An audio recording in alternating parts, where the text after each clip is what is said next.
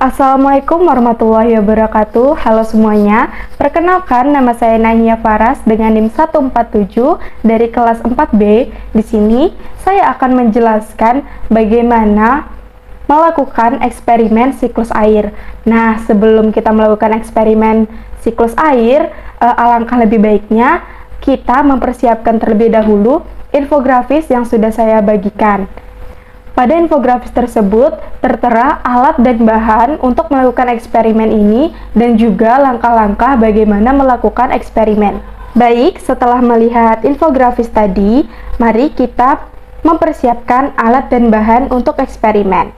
Nah, di sini alat yang pertama yaitu ada wadah besar, lalu ada wadah kecil, dan ada pemberat. Nah, pemberat ini juga kalian bisa gunakan benda apapun, seperti mungkin baterai atau batu, seperti itu. Nah, lalu yang selanjutnya yaitu bahan.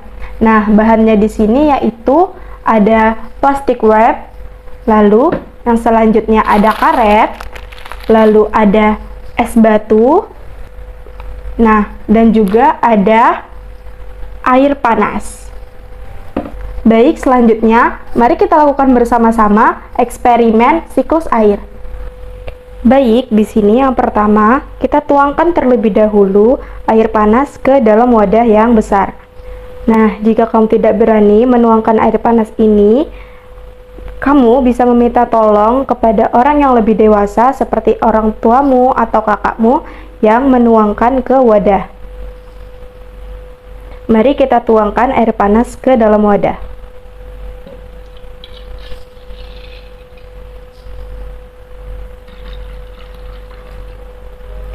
Nah, air panas yang tadi dituangkan itu sebanyak 400 ml.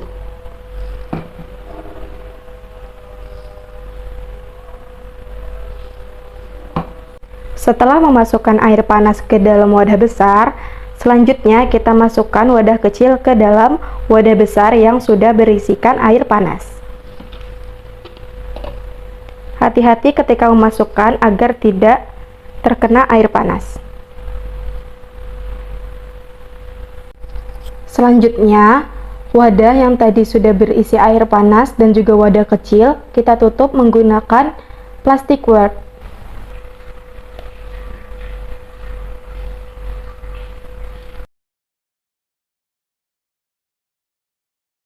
Selanjutnya, kita pasangkan karet pada bagian bibir wadah agar plastik menutupi wadah dengan rata dan tidak mudah tergeser.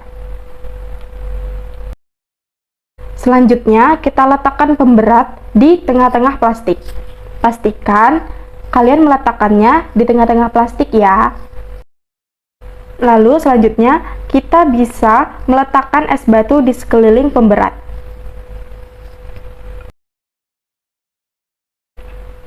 Ketika meletakkan es batu, kalian juga harus bisa memperhitungkan banyaknya es batu agar plastik yang tadinya kita gunakan untuk menutupi wadah itu tidak robek.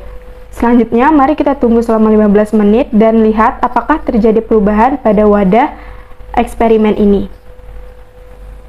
Baik, di sini setelah kita diamkan selama kurang lebih 15 menit, ternyata wadah berembun. Dan juga di sini dapat kita lihat bahwa ada tetesan-tetesan air yang jatuh. Nah, setelah pengamatan kita tadi, kira-kira apa ya yang terjadi pada wadah ini dan juga apa sih kaitannya dengan siklus air? Setelah pengamatan singkat yang tadi kita lakukan, kira-kira kenapa ya wadah ini bisa berembun dan juga meneteskan air? Nah, kira-kira apa ya kaitannya wadah yang berembun dan meneteskan air dengan siklus air? Baik, di sini saya akan menjelaskan keterkaitan eksperimen ini dengan siklus air. Nah, jadi air panas yang tadi dituangkan di awal, kita umpamakan sebagai air yang ada di alam, seperti laut, sungai, danau, dan lain sebagainya yang terpapar sinar matahari sehingga menjadi panas. Nah, pada saat inilah terjadi evaporasi atau bisa juga kita sebut sebagai penguapan yang tadi kita lihat pada saat pengamatan yang berada di pinggir-pinggir wadah.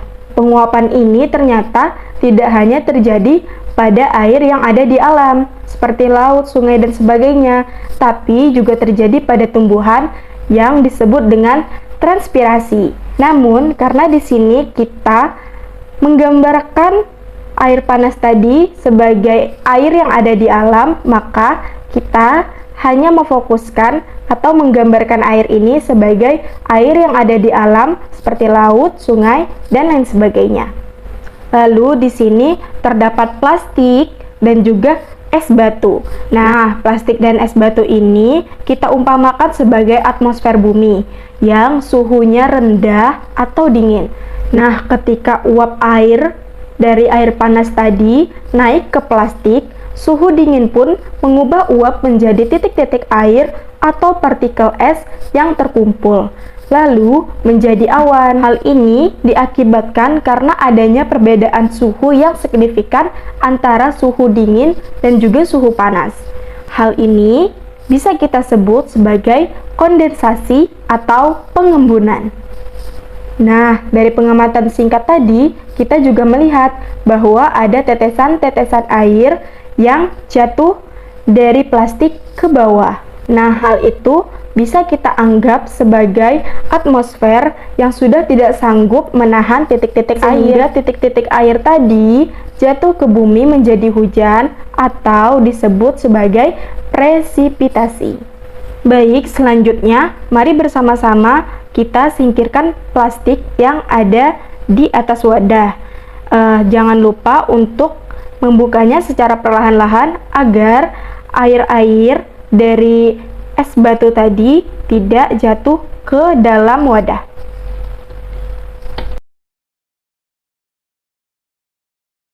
Nah, setelah membuka plastik, kita bisa mengambil wadah kecil yang tadi kita masukkan ke dalam wadah besar.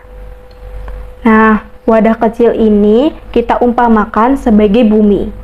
Ternyata ketika kita mengambil wadah kecil atau yang kita sebut bumi tadi, terdapat air di dalamnya. Air ini merupakan hasil dari proses presipitasi tadi atau yang kita sebut sebagai hujan. Setelah turunnya hujan ke permukaan bumi, akan terjadi penyerapan oleh permukaan bumi atau tanah yang kita sebut sebagai infiltrasi. Setelah melakukan langkah-langkah dari eksperimen siklus air, kita sudah dapat mengetahui nih gambaran bagaimana siklus air terjadi. Setelah ini, silahkan mencoba melakukan eksperimen yang sama. Dan jangan lupa membuat laporan dari eksperimen yang telah dilakukan. Sekian eksperimen siklus air kali ini. Sampai jumpa di video selanjutnya. Wassalamualaikum warahmatullahi wabarakatuh.